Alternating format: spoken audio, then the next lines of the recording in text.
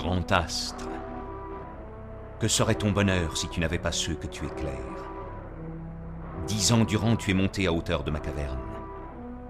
Tu en aurais eu assez un jour, de ta lumière et de ton trajet, sans moi, mon aigle et mon serpent. Mais chaque matin nous t'attendions, te déchargions du superflu, et t'en rendions grâce. Vois.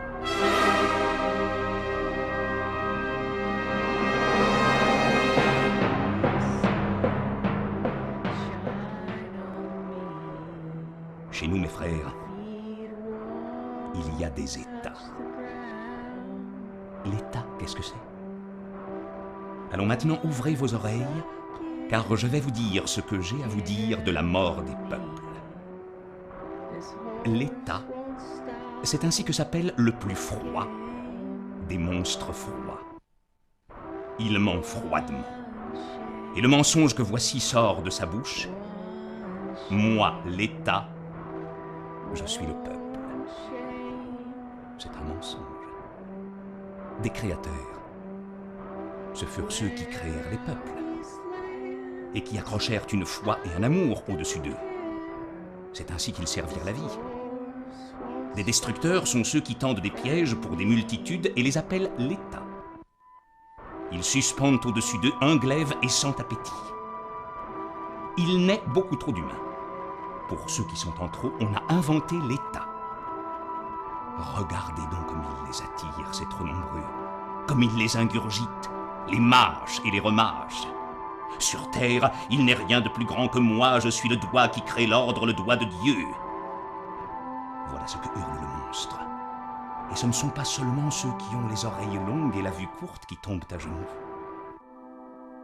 J'appelle État le lieu où sont tous ceux qui boivent du poison, qu'ils soient bons ou mauvais. État, l'endroit où ils se perdent tous, les bons et les méchants. État, le lieu où le lent suicide de tous s'appelle la vie. Regardez-les-moi, c'est superflu. Ils volent les œuvres des inventeurs et les trésors des sages. Leur vol, ils l'appellent culture. Et tout leur devient maladie et revers. Regardez-les-moi, c'est superflu.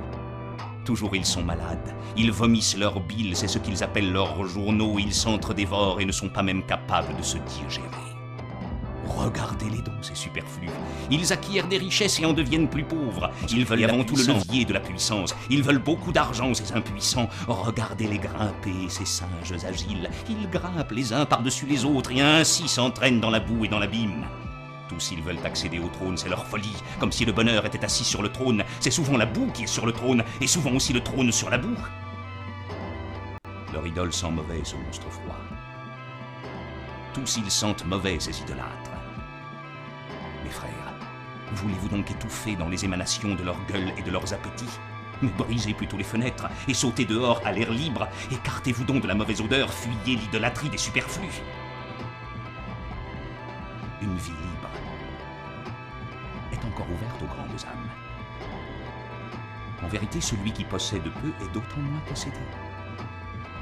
Loué soit la petite pauvreté. Là où cesse l'État, c'est là que commence l'homme, celui qui n'est pas superflu. Là commence le chant de ce qui est nécessaire, la mélodie unique et irremplaçable. Là où cesse l'État. Regardez donc, mes frères. Ne les voyez-vous pas? L'arc-en-ciel